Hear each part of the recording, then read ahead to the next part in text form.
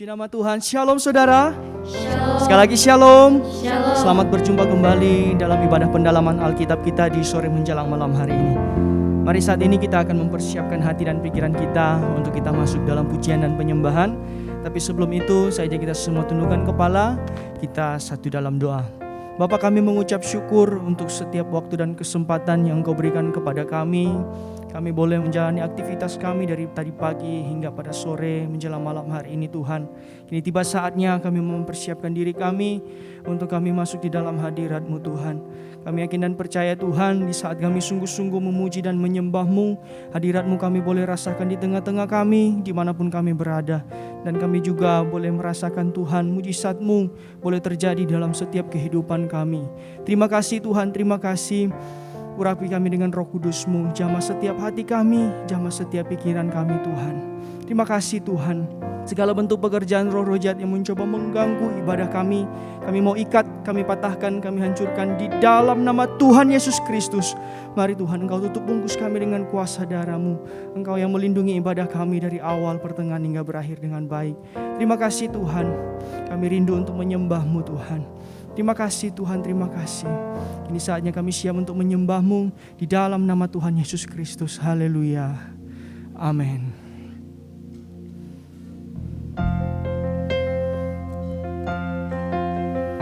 Oh, betapa dahsyatnya Engkau Tuhan. Engkau sudah memberkati setiap kami. Betapa dahsyat Engkau Tuhan, pencipta segala yang ada, dulu sekarang sampai selamanya. Hanya Engkau Tuhan, tak terselami pikiran-Mu, tak terukur panjang setia-Mu, dulu sekarang sampai selamanya. Hanya Engkau Tuhan. Sama-sama katakan, ku sembah Engkau Yesus, hanya Engkau Allah di hidupku, tiada yang lain, hanya Kau, hanya Engkau Tuhan selamanya. Kau tetap Allah walau dunia semua bergoncang, tak tergoyahkan, Kau tetap Allah. Sekali lagi katakan pujian dari Allah. Betapa dahsyat Engkau Tuhan, Engkau Tuhan. Amin. Pencipta segala yang ada, dulu sekarang sampai selamanya. Hanya Engkau Tuhan. Amin. Tak terselami pikiran-Mu, tak terukur panjang setia-Mu, dulu sekarang sampai selamanya. Hanya Engkau Tuhan. Sama-sama ku sembah Engkau, ku sembah Engkau Yesus, hanya Engkau Allah di hidupku,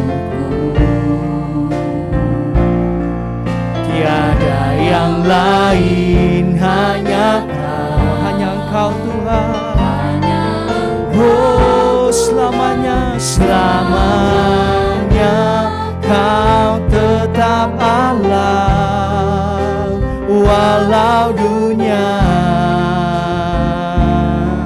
semua bergoncang. Tak tergoyahkan, tak tergoyahkan, Kau tetap Allah. Ku sembah Engkau Yesus, amin. Hanya Engkau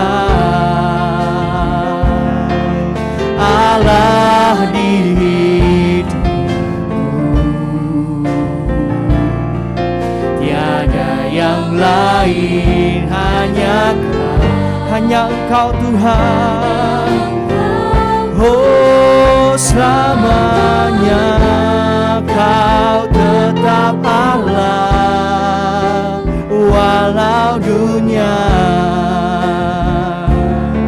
semua bergoncang. Tak tergoyahkan, tak tergoyahkan, Kau tetap Allah kami. Oh, haleluya. Mari saudara lebih lagi di hadapan Tuhan. Ku sembah Engkau Yesus, hanya Engkau, amin, Allah di hidupku, tiada yang lain, hanya Engkau Tuhan. Oh, selamanya Kau tetap Allah, walau dunia semua bergoncang. Tak tergoyahkan, Kau tetap Allah. Oh, Allah, ku sembah kasih Tuhan. Selamanya kami menyembah-Mu, selamanya kami tinggikan Engkau Tuhan. Engkau yang layak terima sembah kami. Terima kasih Tuhan. Oh, tiada yang lain, hanya Kau, hanya Engkau Tuhan. Selamanya Kau tetap Allah, walau dunia semua bergoncang. Tak tergoyahkan, Kau tetap Allah. Nyanyi dan bersoraklah bagi Dia. Nyanyi dan bersoraklah bagi Dia. Pujian, hormat, kuasa bagi Raja. Gunung tunduk, laut bergelora mendengar nama-Mu. Ku bersuka, amin, perbuatan-Mu. Selamanya ku kasih Engkau Tuhan. Tiada janji seperti yang ada. Nyanyi dan bersoraklah, nyanyi dan bersoraklah bagi Dia. Pujian, hormat, kuasa bagi Raja, amin. Gunung tunduk, laut bergelora mendengar nama-Mu. Ku bersuka atas perbuatan-Mu.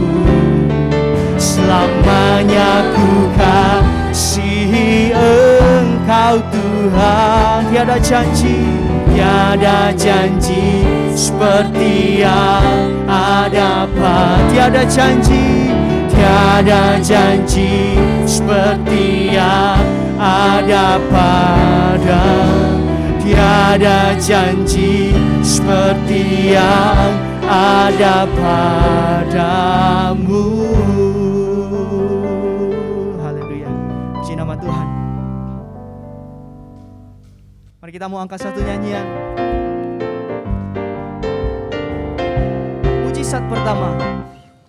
Mujizat pertama dan yang terbesar adalah mujizat di negeri Kanaan, dalam kehidupan ikan yang mengalami kehabisan air anggur.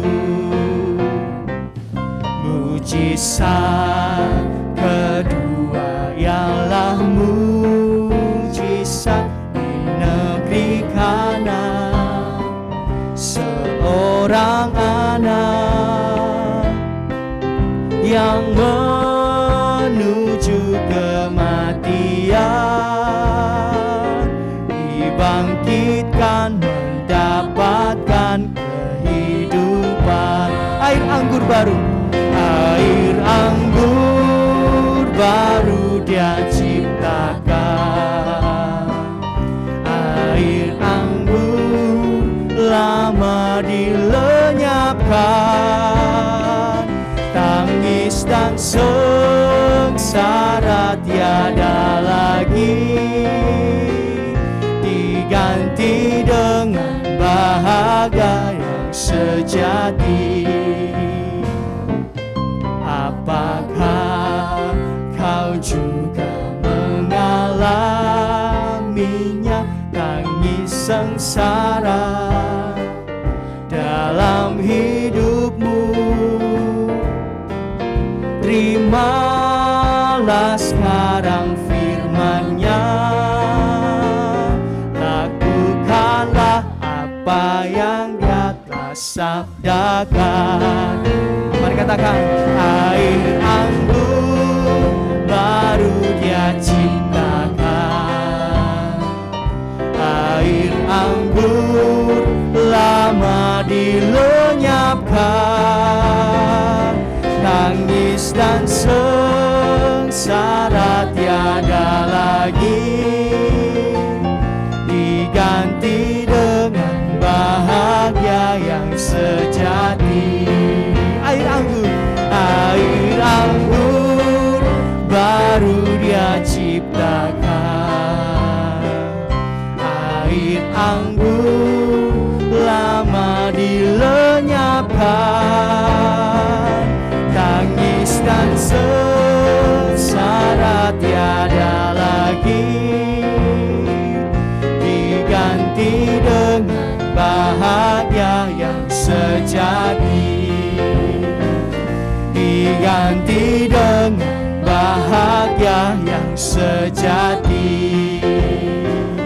Diganti dengan bahagia yang sejati.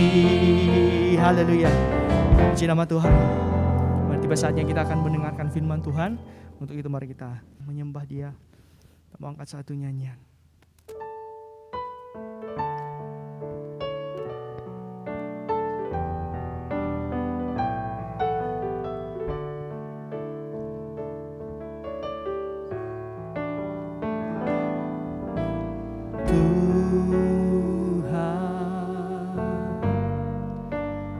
Kaulah segalanya,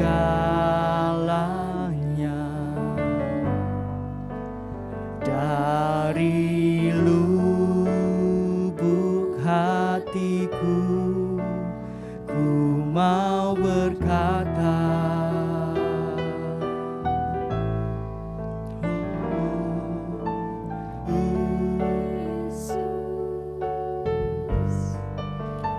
Kaulah segalanya, tiada yang dapat mengelak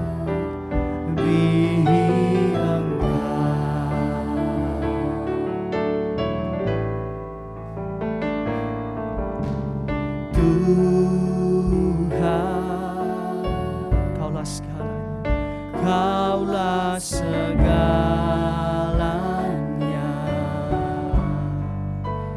Dari lubuk hatiku ku mau berkata, oh Yesus, Kaulah segalanya.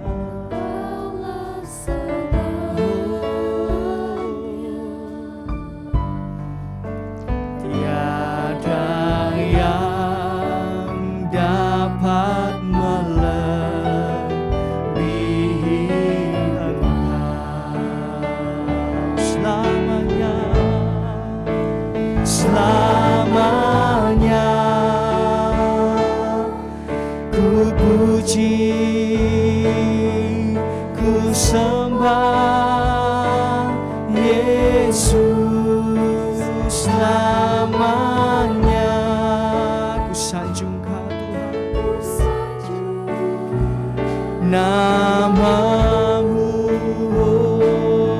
selamanya, selamanya. Tekadku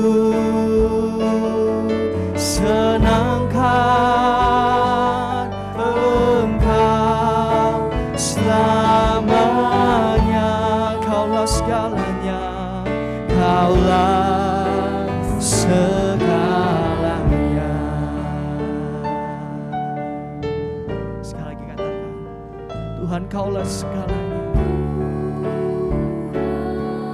Oh, Kaulah segalanya. Amin. Dari lubuk hatiku ku mau berkata, Yesus, Yesus, Kaulah segalanya. Amin. Tiada yang dapat melebihi Engkau. Oh, selamanya, selamanya. Ku puji, ku sembah Yesus selamanya. Ku sanjung nama-Mu, oh, selamanya, selamanya. Tekadku senangkan Engkau selamanya. Kaulah segalanya Tuhan. Oh, setiap kita yang menjadikan Tuhan yang utama dalam hidup kita, katakan selamanya.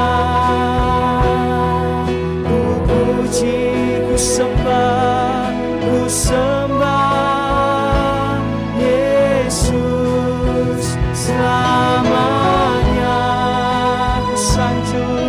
Ku sanjung nama-Mu, oh, selamanya, selamanya. Tekadku senangkan Engkau selamanya. Kaulah segalanya, segalanya. Kaulah segalanya, Kaulah segalanya. Oh, Kaulah segalanya, Kaulah segalanya.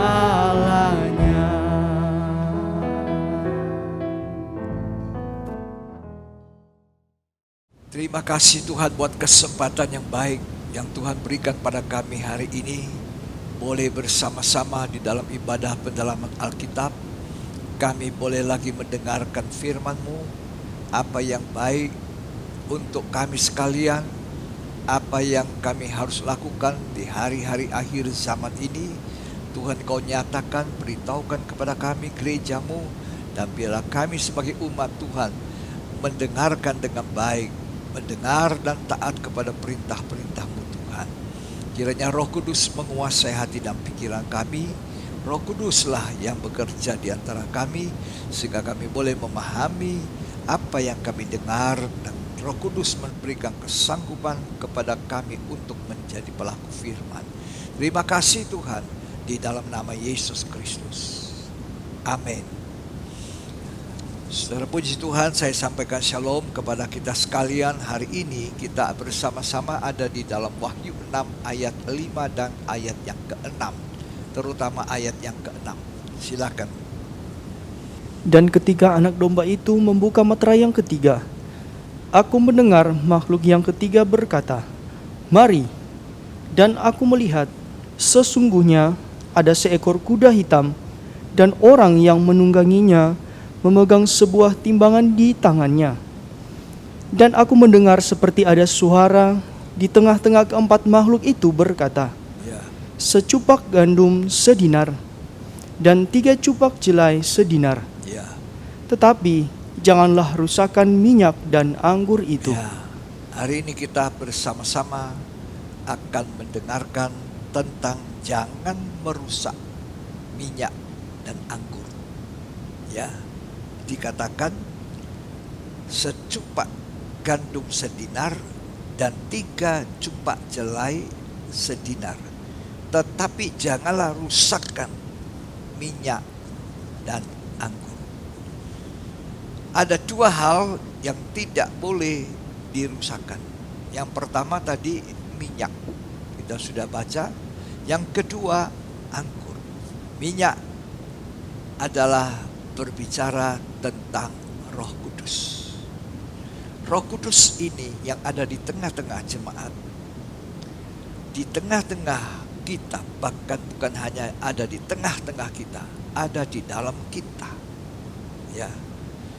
Pada masa bencana kelaparan, suara itu mengatakan jangan merusak minyak dan anggur. Supaya apa? Supaya kalau minyak dan anggur itu tidak dirusak, ada perlindungan. Kalau kita sebagai gereja Tuhan tidak merusak minyak anggur yang ada pada kita, kita mendapatkan perlindungan yang istimewa dari Tuhan. Jadi tidak kena bahaya bencana kelaparan, bahkan itu dipersiapkan untuk menghadapi di mana kuda hijau kuning.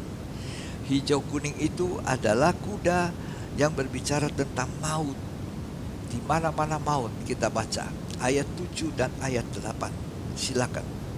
Dan ketika anak domba itu membuka meterai yang keempat, aku mendengar suara makhluk yang keempat berkata, "Mari." Dan aku melihat, sesungguhnya ada seekor kuda hijau kuning, dan orang yang menungganginya bernama Maut, dan kerajaan maut mengikutinya. Dan kepada mereka diberikan kuasa atas 1/4 dari bumi untuk membunuh dengan pedang, dan dengan kelaparan dan sampar, dan dengan binatang-binatang buas yang di bumi. Jadi kalau di tengah-tengah bencana kelaparan yang tidak mengalami kerusakan, adalah orang yang tidak mendukakan Roh Kudus. Karena saya katakan minyak itu adalah gambaran Roh Kudus. Kalau saya bisa ulangi dari awal, ada 2 hal yang tidak boleh kita rusakkan: minyak dan anggur. Minyak itu berbicara Roh Kudus. Jadi di tengah-tengah bencana kelaparan yang hebat, bahkan menghadapi nanti kuda hijau kuning, itu maut ada di mana-mana, maka orang yang tidak merusak minyak dan anggur mendapatkan perlindungan khusus. Ya. Jadi perlindungan khusus ini adalah bagi orang yang tidak merusakkan minyak dan anggurnya. Minyak berbicara Roh Kudus. Kita adalah gereja Tuhan. Kita dipilih oleh Tuhan. Diselamatkan. Dibaptis dengan Roh Kudus. Dipenuhi dengan Roh Kudus. Sehingga kita disebut bait Allah yang kudus, di mana Roh Allah diam. Roh Kudus tidak hanya memeterikan kita, tapi Roh Kudus tinggal di dalam kita. Kita adalah bait Allah. Gereja Tuhan, jemaat Tuhan. Jangan sampai merusak minyak. Artinya mendukacitakan Roh Kudus. Lalu kemudian Roh Kudus itu karena sudah didukakan, dia akan padam, mati. Contoh yang mendukakan Roh Kudus Allah sampai padam itu adalah Raja Saul. Raja Saul adalah kehidupan yang mendukacitakan. Karena Raja Saul itu tidak taat. Ketidaktaatan itu sama dengan memadamkan Roh Kudus, mendukakan. Sebab Alkitab berkata, siapa yang taat itu akan dikarunia Roh Kudus.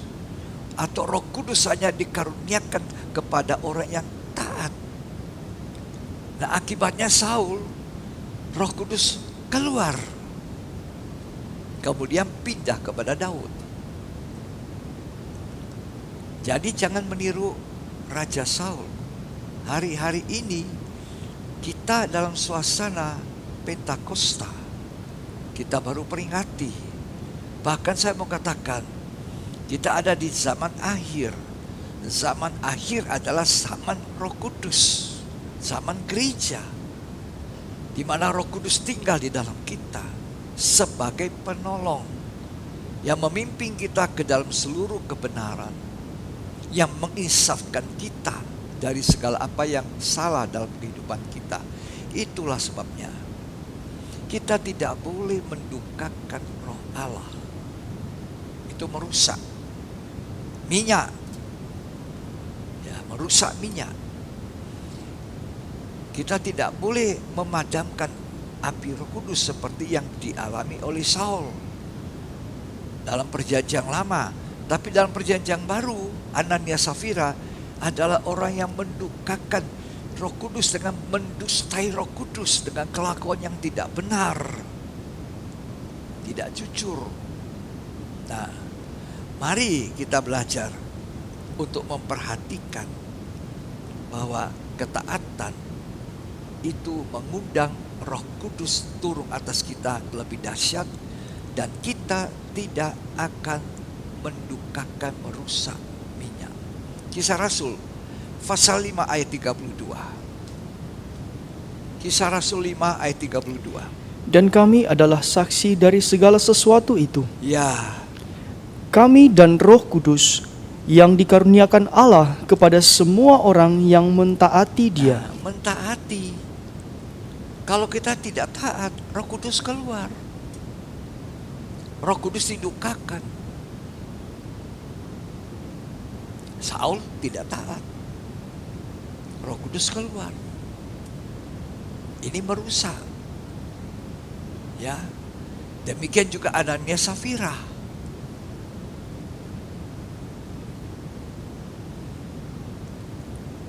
Ada seorang muda yang bernama Yusuf. Yusuf ini adalah satu kehidupan yang penuh Roh Kudus. Bahkan dari usia masih remaja 17 tahun. Itu dia sudah penuh dengan Roh Kudus. Roh kebenaran. Dan roh kesucian. Sebab Roh Kudus adalah roh kebenaran. Roh Kudus yang membuat Yusuf ini mampu bertahan, tidak merusakkan kehadiran Roh Kudus dalam hidupnya, yaitu hidup benar. Usianya masih 17. Dia menggembalakan kambing domba ayahnya. Kemudian Yusuf mendengar dan melihat kejahatan saudara-saudaranya. Dia tidak tahan. Ini tanda hidup yang benar. Kalau orang benar melihat, mendengar perkara-perkara yang jahat, hatinya berduka. Yang berduka itu siapa? Yang berduka itu Roh Kudus yang ada di dalam. Sehingga Yusuf melaporkan saudara-saudaranya kepada ayahnya, kejahatan yang dibuat saudaranya ini kepada ayahnya. Karena apa? Karena dia tidak senang dengan kejahatan. Ini menyenangkan Roh Kudus. Hanya orang yang dipenuhi Roh Kudus yang tidak kompromi dengan kejahatan. Kemudian kalau kita lihat setelah saudara-saudaranya menjual Yusuf sampai di rumah Potifar, di situ Yusuf sekali lagi menyatakan tidak merusak minyak, tidak memadamkan Roh Kudus, tidak mendukacitakan Roh Kudus. Karena Yusuf menolak untuk berbuat zina, bercabul dengan istri Potifar. Itu sebabnya ketika Firaun bermimpi dan tidak bisa ada yang menguraikan, Yusuf dipanggil untuk menguraikan mimpi daripada Firaun. Lalu Firaun berkata, setelah Yusuf menguraikan mimpinya, bukan main, di mana saja tidak ada orang yang seperti orang muda ini, penuh dengan Roh Allah. Ini orang yang tidak merusak minyak, tidak mendukacitakan Roh Allah dan tidak memadamkan Roh Allah, sehingga Yusuf diangkat oleh Tuhan menjadi Perdana Menteri. Dan di mana saja Yusuf berada, sekalipun di penjara, tapi bukan karena salah, di situ Allah memberkati pekerjaannya. Itu Yusuf. Ya, kita baca Kejadian 41 ayat 38. Kejadian 41 ayat 38. Lalu berkatalah Firaun kepada para pegawainya, Ya, mungkinkah kita mendapat orang seperti ini, ya, seorang yang penuh dengan Roh Allah? ya. Kata Firaun kepada Yusuf, oleh karena Allah telah memberitahukan semuanya ini kepadamu, tidaklah ada orang yang demikian berakal budi dan bijaksana seperti engkau. Nah, jadi adakah orang tadi katakan apa? Yang penuh dengan Roh Allah. Roh Allah. Itu dipelihara dari masih remaja. Kejadian 37 ayat yang kedua. Inilah riwayat keturunan Yakub. Yusuf tak kalah berumur 17 tahun, Ya, jadi masih muda. ya, Biasa menggembalakan kambing domba ya, bersama-sama dengan saudara-saudaranya, anak-anak Bilha dan Silpa, ya, kedua istri ayahnya. ya. Dan Yusuf menyampaikan kepada ayahnya kabar tentang kejahatan saudara-saudaranya. Ya. Israel lebih mengasihi Yusuf dari semua anaknya yang lain. Kenapa Yusuf bisa menyampaikan kabar kejahatan? Itu artinya dia tidak setuju. Ketika kita setuju kejahatan, kita mendukakan Roh Kudus. Bahkan kita bisa memadamkan Roh Kudus. Itu artinya kita merusak minyak dan tidak ada perlindungan. Di tengah-tengah secupak gandum sedinar, 3 cupak jelai 1 dinar, ada suara juga mengatakan, jangan merusakkan minyak dan anggur. Supaya dalam bencana kelaparan, orang yang tidak merusak minyak dan anggur mendapatkan perlindungan. Tidak mengalami seperti apa yang pada umumnya orang mengalami. Demikian juga Yusuf. Ya. Kejadian 39 ayat 7 sampai 10. Selang beberapa waktu, istri tuannya memandang Yusuf dengan berahi lalu berkata, Ya. "Marilah tidur dengan aku." Tetapi Yusuf menolak dan berkata kepada istri tuannya itu, Ya. "Dengan bantuanku, tuanku itu tidak lagi mengatur apa yang ada di rumah ini, dan ia telah menyerahkan segala miliknya kepada kekuasaanku. Ya. Terus Bahkan di rumah ini, ia tidak lebih besar kuasanya daripadaku, ya. dan tiada yang tidak diserahkannya kepadaku Ya. selain daripada engkau, sebab engkau istrinya." Nah, jadi Yusuf menolak. Tidak kompromi dosa. Dia tidak mendukacitakan roh Allah. Apalagi memadamkan. Waktu dia sudah jadi Perdana Menteri, orang kedua diberi kuasa oleh Firaun. Firaun mengatakan, hanya bedanya kamu dan saya itu tahtaku. Apa yang dia lakukan? Sekali lagi Yusuf tidak merusak minyak. Tidak mendukacitakan roh Allah. Tidak mendukacitakan, bahkan memadamkan Roh Kudus. Waktu saudara-saudaranya datang, semua orang datang dari mana-mana untuk minta beli gandum pada Yusuf. Termasuk 10 saudara dari Yusuf yang mencelakai Yusuf sehingga dia ada di rumah Potifar. Tapi juga itu jalan Tuhan. Dari segala apa yang tidak baik menghasilkan yang baik. Yusuf dalam rencana Allah. Ya. Ternyata mereka datang untuk membeli gandum. Dan Yusuf kenal ini saudaranya. Yusuf juga tahu bahasa mereka. Tapi mereka sudah tidak mengenal Yusuf. Inilah saatnya Yusuf membalas dendam.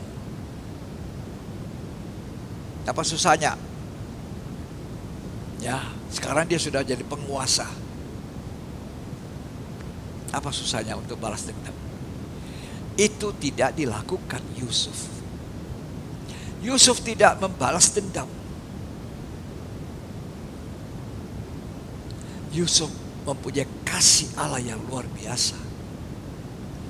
Dia mengampuni, dia melupakan, dia tidak melakukan yang jahat sebagai ganti perbuatan jahat, tapi dibalaskannya kejahatan dengan kebaikan. Inilah kasih Allah. Dia penuh kasih Allah. Kejadian 45 ayat 24. Kemudian ia melepas saudara-saudaranya serta berkata kepada mereka, Ya, "Janganlah berbantah-bantah di jalan." ya, Demikianlah mereka pergi dari tanah Mesir dan sampai di tanah Kanaan ya, kepada Yakub ayah mereka. Mereka menceritakan kepadanya, Yusuf masih hidup, bahkan dialah yang menjadi kuasa atas seluruh tanah Mesir. ya. Tetapi hati Yakub tetap dingin. Jangan berbantah-bantah itu. Artinya apa? Yusuf itu kehidupan yang tidak suka bantah-bantah, bertengkar. Ini orang yang penuh Roh Kudus. Dia tidak mau merusak minyak yang ada padanya, minyak urapan ini. Itu bicara minyak urapan. Ya. Ayat 5 dari Kejadian 45. Tetapi sekarang, janganlah bersusah hati dan janganlah menyesali diri, Ya, karena kamu menjual aku ke sini. ya, Sebab untuk memelihara kehidupanlah Allah menyuruh aku mendahului kamu. dia malah hibur saudara-saudaranya berbuat jahat. Jangan susah ya. Allah turut mendatangkan kebaikan bagi saya.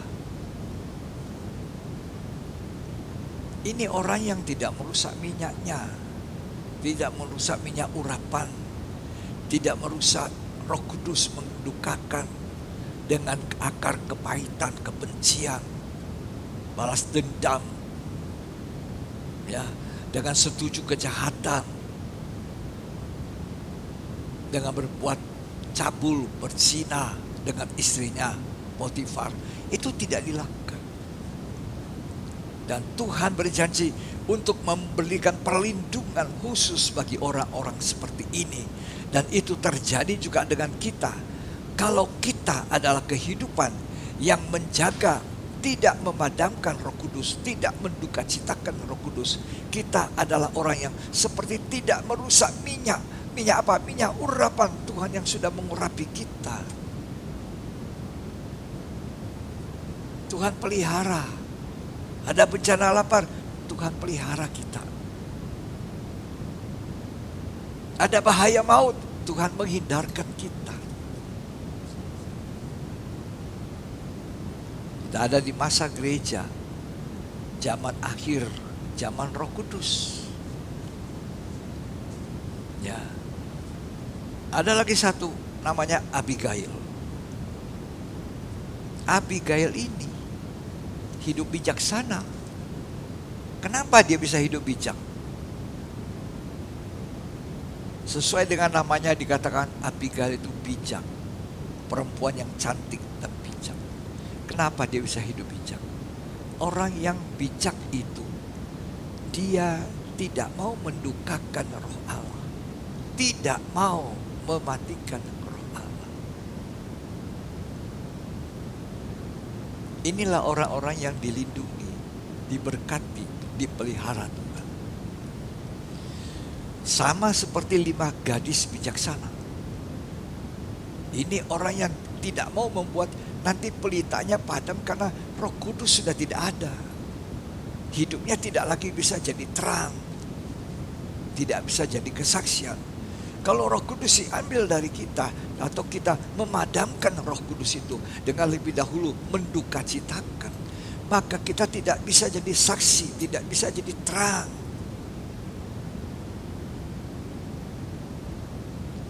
Kan Tuhan penuhi kita dengan kuasa Roh Kudus. Supaya kata Tuhan jadi saksiku sampai ke ujung bumi. Abigail ini bijak. 5 gadis bijak, tidak mau padamkan pelita. Dia sediakan minyak, persediaan. Itu kehidupan berjaga. Itu kehidupan yang setia. Setia apa? Menunggu mempelai laki-laki itu datang.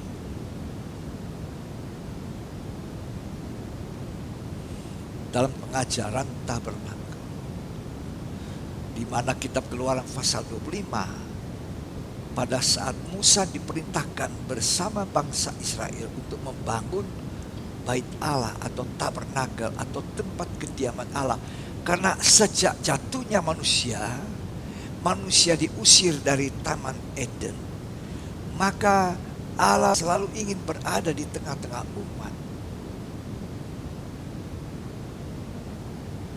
Akhirnya melalui Musa, Tuhan perintahkan, naik ke gunung Sinai, lihat contoh yang kuperlihatkan kepada engkau, dan turun bersama umatku, bangunkan tempat kediaman bagiku, supaya aku ada di tengah-tengah kamu. Jadi tabernakel atau bait Allah, tempat kediaman Allah di bumi pada zaman Musa. Itu dibangun sesuai gambar yang dilihat. Ya, seperti kita lihat di gambar ini. Ya, gambar ini adalah gambar dari kerajaan sorga mini. Kenapa saya bilang kerajaan sorga? Karena itu yang dilihat oleh Musa, lalu buat yang sama. Nah, supaya kita ada bersekutuan dengan Allah, kita jadi warga kerajaan sorga. Kita bisa masuk di dalam, maka kita harus melalui namanya pintu gerbang. Pintu gerbang ini artinya kita menerima Yesus Kristus, percaya. Maka dari dunia luar, dari dunia kita masih berdosa dan belum bertobat, kita masuk ke dalam daerah wilayah tabernakel atau kerajaan surga, menjadi anggota warga kerajaan surga. Dengan percaya, ya, Yesus adalah Tuhan, Allah yang jadi manusia. Kemudian kita menjadi orang Kristen yang sekarang kita kenal sebagai orang Kristen yang bertobat melalui mezbah korban bakaran, di mana di situ setiap waktu imam melayani jemaat umat Tuhan pada waktu itu yang membawa korban binatang, darahnya ditumpahkan, disembelih untuk pengampunan dosa. Nah, itu gambaran kita setelah percaya pada Tuhan Yesus, kita harus mengakui dosa kita. Kita harus bertobat.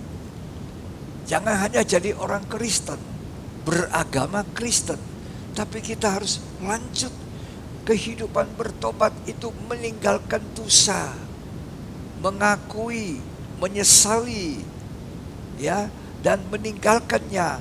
Kita dibasuh, dibaptiskan, ditutup dengan darah Yesus. Sekarang kita jadi benar. Lalu lanjut, kita dibaptis air. Arti baptisan air itu adalah menguburkan hidup lama, mati dalam kubur lama. Kubur baptisan air seperti kubur, tidak kelihatan lagi hidup lamanya, naik dengan satu hidup yang baru. Lanjut, ada pintu kemah sebelum masuk ruang suci. Pintu kemah ini berbicara baptisan Roh Kudus dan kepenuhan Roh Kudus yang harus kita alami. Lanjut, kita sudah ada di daerah ruang suci untuk hidup kudus. Kita belajar firman Tuhan. Ada meja roti sajian, 66 roti, tumpuknya itu 66 kitab-kitab dalam Alkitab, 66 kitab. Baru ada kaki dia emas. Hidup yang berbuah-buah karena kita dipenuhi Roh Kudus. Roh Kudus untuk kita bukan hanya bahasa lidah, bahasa roh. Roh Kudus yang di dalam kita memimpin kita ke dalam seluruh kebenaran. Ibrani pasal 6 ayat 1-3 bunyinya dikatakan, mari kita langsungkan. Tolong dibaca Ibrani 6. Jadi bukan tinggal hanya jadi orang Kristen, percaya, ya sudah. Bertobat sudah. Baptis sudah. Baptisan Roh Kudus sudah, bahasa roh. Tapi kelakuan kita bagaimana? Mendukakan Roh Kudus. Kelakuan kita bagaimana? Tidak penuh Roh Kudus. Satu waktu bisa terhilang. Roh Kudus mati. Padam, seperti Saul, seperti siapa? Ananias, Safira. Karena itu kehidupan kita harus penuh firman yang menguduskan kita. Ibrani 6 ayat 1. Sebab itu, marilah kita tinggalkan asas-asas pertama dari ajaran tentang Kristus, Ya, dan beralih kepada perkembangan yang penuh. ya, Janganlah kita meletakkan lagi dasar pertobatan dari perbuatan-perbuatan yang sia-sia ya, dan dasar kepercayaan kepada Allah, ya, yaitu ajaran tentang pelbagai baptisan, ya, penumpangan tangan, kebangkitan orang-orang mati, dan hukuman kekal. ya. Jadi kita tinggalkan daerah halaman, masuk ruang kudus lewat baptisan Roh Kudus, dipenuhi Roh Kudus. Tidak mendukacitakan Roh Kudus, karena Roh Kudus menuntun kita untuk hidup kudus melalui firman. Ya, lalu kita menjadi kesaksian, karena orang yang percaya Tuhan itu harus hidup seperti Tuhan hidup. Lalu mezbah tumpah, belajar untuk beribadah, berdoa, menyembah, mendekatkan diri. Ibadah itu mendekatkan diri dengan Allah. Ada tirai, itu pintu yang ketiga yang memisahkan ruang suci dan ruang maha suci.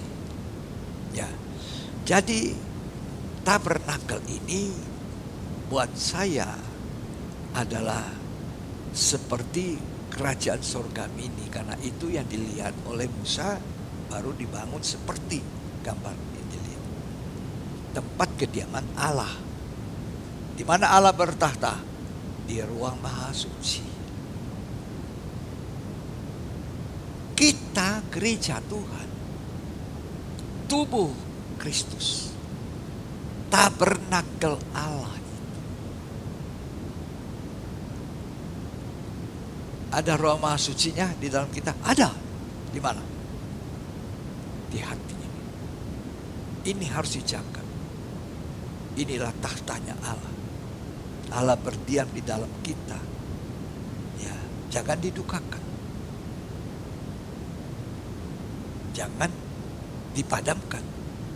Itu merusak minyak. Ada pintu. Yang kedua ini adalah pintu kemah. Pertama pintu gerbang, masuk ke dalam halaman, jadi hidup yang benar. Terus kemudian ada pintu yang kedua, pintu kemah. Itu bicara baptisan Roh Kudus, kepenuhan Roh Kudus. Ada 5 tiang dari kayu penaga dan disuruh salut dengan emas. Itu pintu kemah, 5 tiang dengan salutan emas. Kita baca ya, di dalam kitab Keluaran pasal 26 ayat 36 dan 37. Juga haruslah kau buat tirai untuk pintu kemah itu dari kain ungu tua, Ya, kain ungu muda, kain kirmisi, dan lenan halus yang dipintal benangnya, ya, tenunan yang berwarna-warna. ya, Haruslah kau buat 5 tiang dari kayu penaga untuk tirai itu, dan kau salutlah itu dengan emas, ya. dengan ada kaitannya dari emas. Dan untuk itu haruslah kau tuang 5 alas dari tembaga. Ini haruslah kau buat 5 tiang dari kayu penaga untuk tirai. Ini untuk keperluan pintu kemah. Yang tadi saya katakan bicara tentang baptisan Roh Kudus dan kepenuhan Roh Kudus. Jadi sebetulnya setiap anak Tuhan harus mengalami itu baptisan Roh Kudus dan kepenuhan Roh Kudus. Kita cari itu. Kita memohonkan, kita merindukan. Kita haus kepada Roh Kudus. Dan itu tujuannya bukan hanya supaya saya bisa berbahasa glosolalia, bahasa roh. Lalu kita berhenti. Tidak. Roh Kudus itu penolong kita supaya apa yang Allah rencanakan dalam hidup kita itu jadi.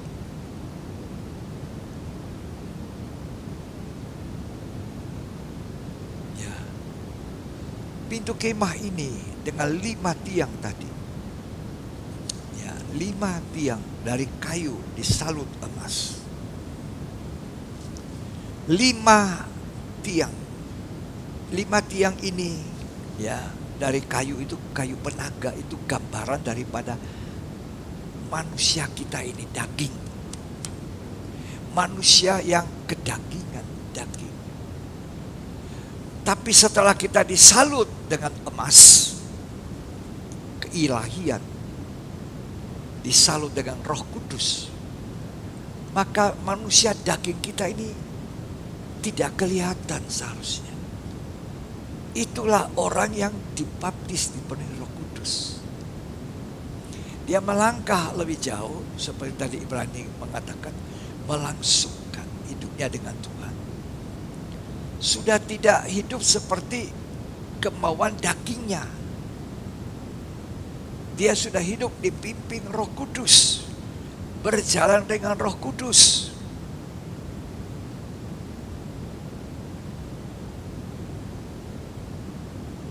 Dan ingat, jangan merusakkan minyak urapan itu, minyak Roh Kudus, dengan ketidaktaatan, dengan kembali ke hidup lama, dengan merusak banyak hal dalam kehidupan kita. Karena kita ini gambarannya tabernakel. Yesus itu tabernakel.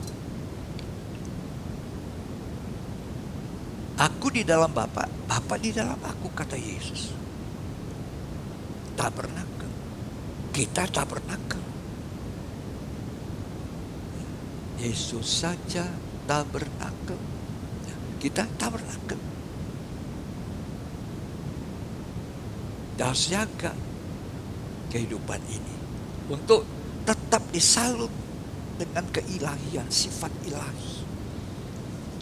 Inilah yang membuat Yusuf itu bertahan sekalipun ada kesempatan untuk jatuh dalam dosa, dalam perbuatan daging, dia tidak melakukan. Dia tidak merusak minyak. Sehingga dia mendapatkan perlindungan, diberkati sekalipun dalam penjara. Allah tidak melupakan, tidak pernah meninggalkan Yusuf. Nanti dunia akan menghadapi bencana hebat, dahsyat, kesukaran besar, aniaya hebat, kelaparan dan sebagainya. Tapi Tuhan katakan, jangan merusak minyak. Firman Tuhan katakan, jangan merusak anggur. Jangan merusaknya, dua ini. Minyak berbicara Roh Kudus. Jangan merusakkan Roh Kudus itu dengan mendukakan, memadamkan dengan berbuat yang salah. Akibatnya Saul, akibatnya Ananias Safira, beda dengan Yusuf. Ya, beda dengan Abigail. Kalau kita baca di 1 Korintus 3, ya, bukankah kamu adalah bait suci, bait Roh Kudus, Allah yang diam di dalam kita. Inilah gereja yang hidup. Inilah bait Allah yang hidup. Ada ruang Maha Kudusnya. Di mana? Ini paling dalam. Ini yang dijaga. Bukan nampak luarnya saja. Ada pintu kemahnya. Kita ini daging, kayu yang disalut emas keilahian. Itu Roh Kudus yang menyalut kita. 5 tiang itu juga gambaran daripada 5 indera manusia.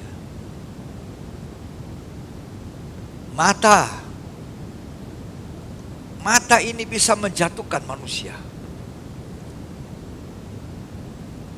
Karena itu Injil Matius mengatakan mata adalah pelita tubuh. Kalau matamu gelap, gelap seluruh tubuh. Awasi matamu. Berjaga-jaga dengan matamu. Tuhan berkata, kalau orang melihat, memandang seorang wanita dan ingin di dalam hatinya dengan itu sudah berzina. Hukum Taurat dulu, kalau sudah melakukan, tapi ini belum melakukan, baru memandang. Mata kita harus disalut oleh Roh Kudus,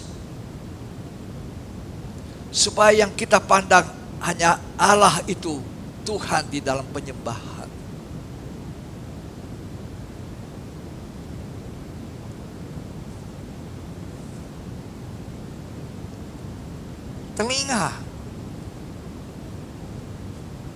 Telinga ini harus dijaga, digunakan dengan baik, mendengar firman,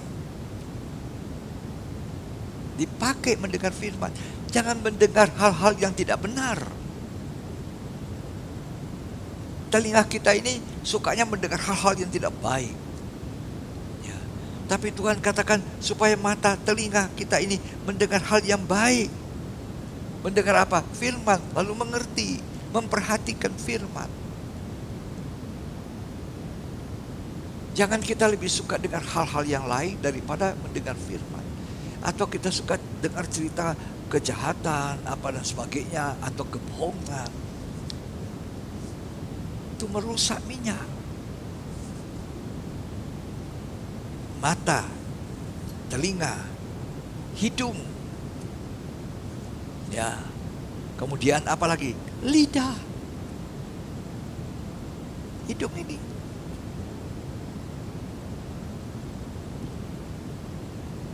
Mata, telinga, hidung, lidah. Nah, lidah ini hati-hati menggunakan lidah. Lidah kita harus dipasangi kekang. Tak sembarang omong. Kata Yakobus 3. Apalagi Yakobus 3 mengatakan, karena kita belum sempurna, maka kata-kata kita juga belum sempurna. Kita harus mengekang seperti kuda dikekang. Maka kita harus bisa mengendalikan perkataan kita. Itu lidah. Ya, kita baca Yakobus 3. Ini yang harus dijaga, 5 indera kita. Ya. Dari 5 indera ini, kalau kita bisa jaga, kita tidak akan merusak minyak urapan Roh Kudus atas hidup kita, dan kita aman dalam kedahsyatan, kelaparan, dan bencana dahsyat, kesulitan besar. Ya, Yakobus 3. Perikopnya di atas ditulis dosa karena lidah. Mari kita dengar ayat 1. Saudara-saudaraku, janganlah banyak orang di antara kamu mau menjadi guru. Ya, Sebab kita tahu bahwa sebagai guru kita akan dihakimi menurut ukuran yang lebih berat. ya, Sebab kita semua bersalah dalam banyak hal. ya. Barang siapa tidak bersalah dalam perkataannya, ia adalah orang sempurna. Nah, jadi kita ini masih banyak salah. Kalau orang tidak salah omong lagi, sempurna sudah. Ayat 3. Kita mengenakan kekang pada mulut kuda, sehingga ia menuruti kehendak kita. Dengan jalan demikian, kita dapat juga mengendalikan seluruh tubuhnya. Kalau lidah kita jaga, kita mengendalikan seluruh tubuh kita, artinya kelakuan kita juga terjaga. Ayat yang keempat. Dan lihat saja kapal-kapal, walaupun amat besar dan digerakkan oleh angin keras, namun dapat dikendalikan oleh kemudi yang amat kecil, menurut kehendak jurumudi. Ayat 5. Demikian juga lidah, walaupun suatu anggota kecil dari tubuh, Ya, namun dapat memegahkan perkara-perkara yang besar. ya. Jadi bahayanya lidah. Yang terakhir itu kulit atau peraba, kulit perasa. Nah, itu perasaan kita. Ada orang cepat tersinggung, cepat marah, cepat menanggapi. Ya. Dan indera perasa. Ya. Perasaan kita harus disucikan. Kita harus memiliki perasaan yang sama yang terdapat dalam diri Yesus, kata Filipi 2. Hendaklah kamu bersama menaruh perasaan dan pikiran yang ada di dalam Yesus. Itu 5 tiang yang harus disalut. Dan jaga baik-baik. Dari mata, itu bisa membuat kita hancur. Roh Kudus bisa keluar, dipadamkan dan dimatikan. Itu artinya minyak dirusak. Contohnya siapa? Daud. Ketika Daud lagi santai-santai di atas sotoh rumahnya, dan dia melihat Batseba lagi mandi, timbul keinginan dosa dari mata. Akhirnya jatuh. Nah, ketika jatuh, dia ditegur oleh Nathan. Ada baik Daud ini sikapnya rendah hati dan mau mengakui kesalahan. Ya, kalau kita rendah hati mau mengakui kita punya kesalahan, Allah berkenan. Kita hari-hari ini Sebagai manusia tidak sempurna. Ketika kita bersalah, kita mengakui. Masih ada darah Kristus memperdamaikan kita. Nanti,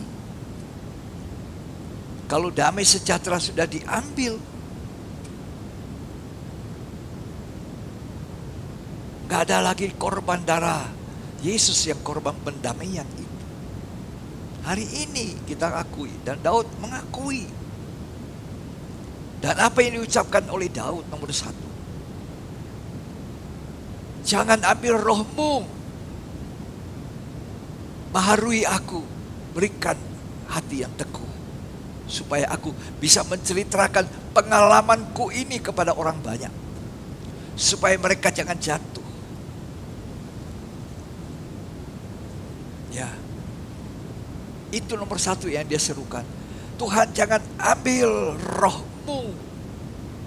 Dalam Mazmur 51 dia mengatakan, jangan ambil rohmu, karena dia berbuat dosa dengan mata. Karena itu 5 indera kita bagaikan 5 tiang pintu kemah dalam pengajaran tabernakel. Dalam tabernakel itu yang harus disalut dengan emas, Roh Kudus, emas ilahi. Jangan merusak, jaga 5 indera itu. Ya, telinga, hati-hati. Hidung, ciuman. Ya, lidah, kulit, merasakan, merasa. Tidak mudah ya. Tapi janji Tuhan, sejupak gandum sedinar, tapi ada sunnah. Jangan rusakkan minyak. Kalau kita rusakkan, habis.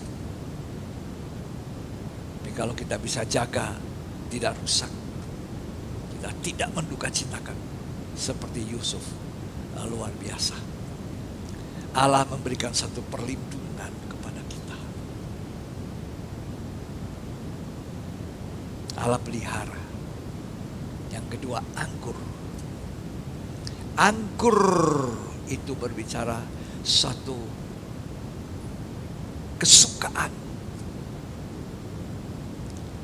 Anggur baru merupakan satu kegirangan.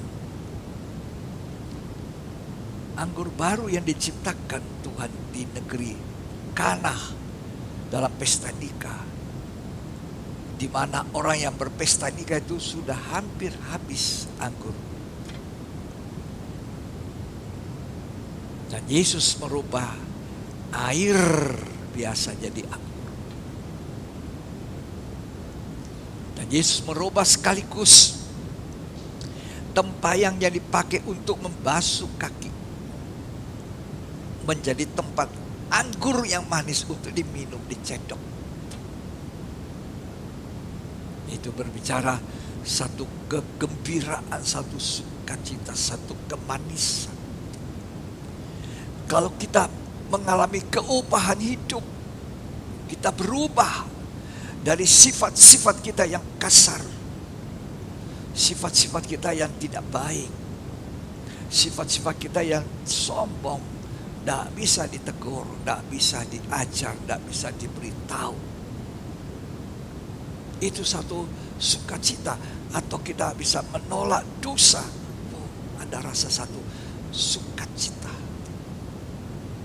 Anggur. Anggur keubahan dalam pesta perkawinan. Jaga pesta perkawinan. Bukan hanya pada waktu kita duduk bersanding.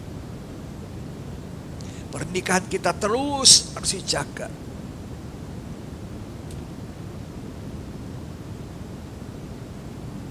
Itu orang tidak merusak minyak dan tidak merusak anggur. Ya, pernikahan harus dihormati.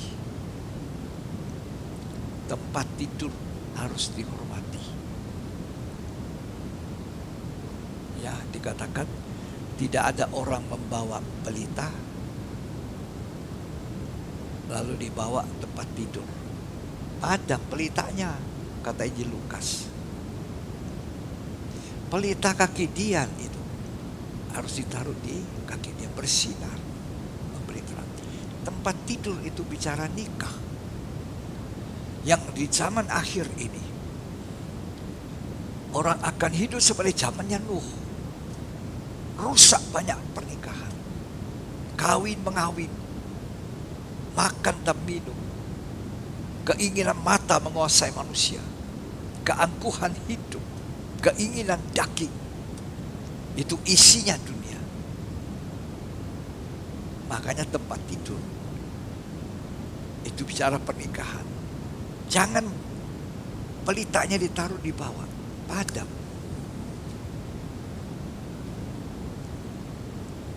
Nikah yang suci akan membuat Roh Kudus senang. Roh Kudus tinggal. Itu sebabnya hari-hari ini saudara, kita tidak cukup hanya berdoa, Tuhan lindungi saya Tuhan dari penyakit, berkati saya Tuhan, urapi saya Tuhan. Tapi lindungi saya Tuhan supaya aku tidak berbuat yang jahat, tidak melakukan dosa. Sampai di dalam hati pikiran. Ya. Jadi pernikahan kita harus dihormati, dijaga. Jangan meletakkan balita di bawah tempat tidur, padam. Nikah yang rusak berakibat minyak. Ya, minyak rusak.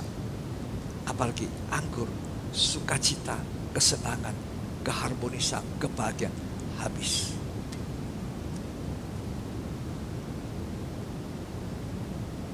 Ada saya baca suami istri pelayan Tuhan.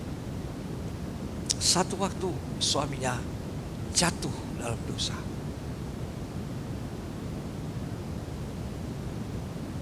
Dan istrinya tahu sang suami sudah mengakui, meminta ampun, sujud, melakukan apa saja terhadap istrinya. Karena istrinya tidak mau memaafkan. Tidak mau memaafkan, tidak mau melupakan. Akar pahit ini mendukacitakan roh Allah. Itu merusak minyak, merusak kebahagiaan anggur.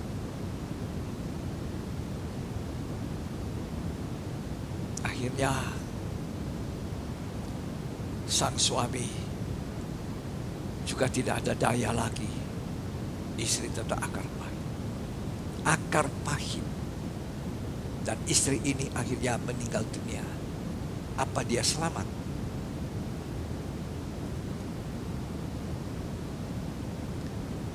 Akar pahit, kebencian. 1 Yohanes 3 mengatakan, tidak ada seorang pembunuh. Ya, orang yang memiliki akar pahit itu sama dengan membunuh. Benci itu sama dengan membunuh. Ada hidup kekal? Tidak ada. Kan itu berhati-hati kita menjaga. Jangan merusak minyak. Jangan merusak anggur. Ketika kita merusak minyak urapan, Roh Kudus kita duka citakan. Roh Kudus kita padamkan. Tidak ada kebahagiaan. Tidak ada sukacita lagi. Tidak ada hal-hal yang manis lagi. Sebab anggur itu berbicara. Hidup kita yang diupahkan itu membuat satu rasa manis sekali. Biarlah manis kau dengar Tuhan. Semua yang manis yang kita rasakan. Sehingga zaman dulu, lagu lama, yang satu lagu mengatakan, ya, api Pentakosta ku punya, ku biarkan menyala. Ada juga kesukaan surga yang ku alami sekarang. Kesukaan surga yang ku alami sekarang juga, ya, kita alami sekarang. Bukan kesukaan dunia. Ya, itu berbicara tentang anggur dari hidup yang sudah berubah, bertobat, lahir baru. dipenuhi Roh Kudus. Itu satu kesukaan, satu kebahagiaan. Jangan dirusak. Jaga minyak dan anggur.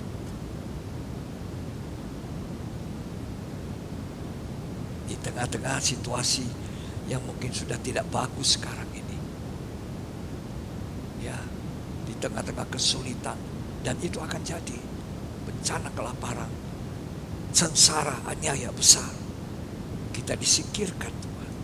Kita tidak mengalami itu. Kita mendapatkan perlindungan spesial. Ya, puji Tuhan.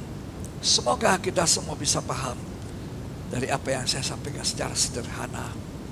Ya, Tuhan Yesus memberkati kita. Jangan rusakkan minyak dan anggur. Minyak Roh Kudus. Jangan dipadamkan. Kalau itu padam, sukacita, ya, kesukaan, kebahagiaan, hasil dari anggur baru yang diubahkan dari air akan juga tawar kembali. Tuhan Yesus menolong kita, memberkati. Mari.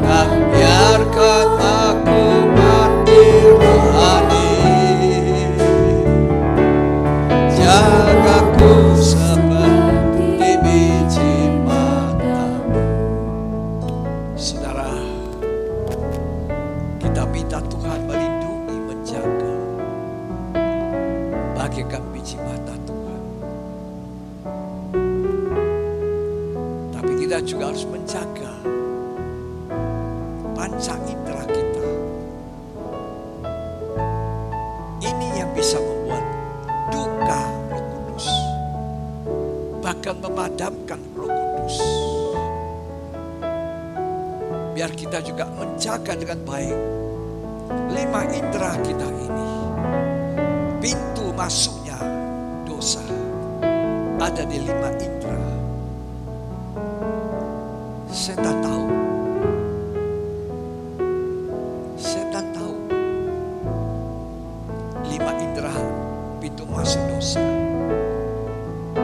Dia seringkali justru menggoda kita melalui 5 indera manusia. Tapi kita katakan sama Tuhan, jaga aku seperti biji mata.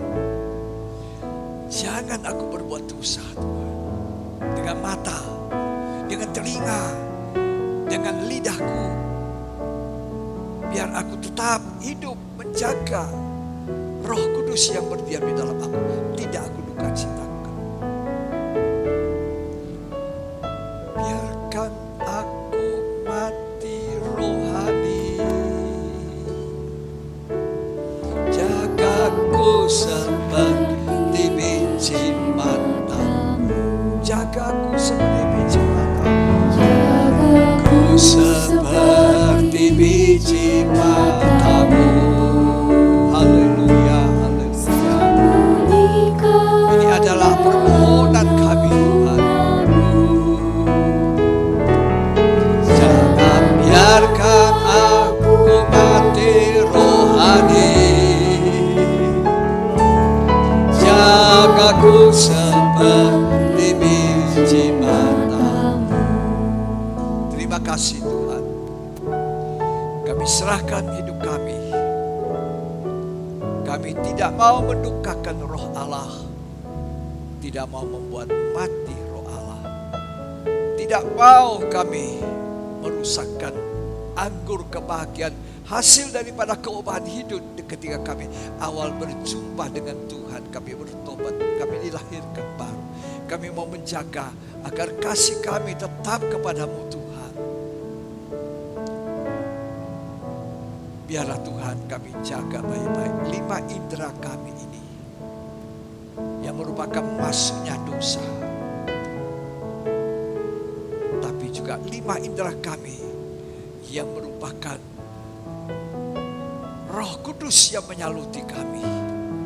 Agar kami mempunyai satu kehidupan yang tidak merusak minyak, tidak merusak anggur kesukaan. Berjalan bersama Tuhan, mengiring Tuhan, melayani Tuhan. Terima kasih Tuhan, terima kasih Roh Kudus. Roh Kudus tidak hanya sebatas bahasa lidah, tapi Roh Kudus memimpin kami ke dalam seluruh kebenaran. Sampai kami sempurna, sampai kami ada di ruang Maha Kudus. Karena itu kami jaga tahta-Mu Allah di sini. Jangan tinggalkan kami Tuhan kalau kami salah. Nyatakan salah kami. Hajar dan tegur kami Tuhan. Supaya kami tidak memadamkan Roh Kudus. Tidak merusak minyak. Dan tidak membuat sukacita menjadi duka cita. Terima kasih. Terima kasih karena kami percaya. Kalau kami tidak merusak minyak dan anggur kami. Engkau melindungi kami. Engkau menjaga kami, Engkau akan membuat kami sampai kepada tujuan akhir, yaitu kami bertemu dengan Bapa di sorga, bertemu dengan Tuhan, duduk bersanding menjadi mempelai wanita yang ada di Yerusalem baru. Terima kasih Tuhan, terima kasih. Dalam nama Tuhan Yesus Kristus, kami bersyukur untuk hari ini. Kami percaya Tuhan memberkati kami. Mari kita katakan, jagaku seperti biji mata. Kita akan mengakhiri ibadah dalam hati. Di biji matamu sembunyikan dalam namunganmu. Biarkan aku mati rohani. Jagaku seperti biji matamu. Terima kasih Tuhan. Kita angkat tangan kita dua-dua dan terimalah berkat. Kasih karunia Allah, Bapa, Putra dan Roh Kudus, Tuhan Yesus Kristus, memberkati kita sekalian hari ini sampai selamanya, sampai Tuhan datang. Kita adalah orang-orang yang diberkati Tuhan untuk menjadi berkat di dalam nama Yesus Kristus. Amin. Puji Tuhan, sampai di sini ibadah dalam Alkitab kita. Tuhan Yesus memberkati.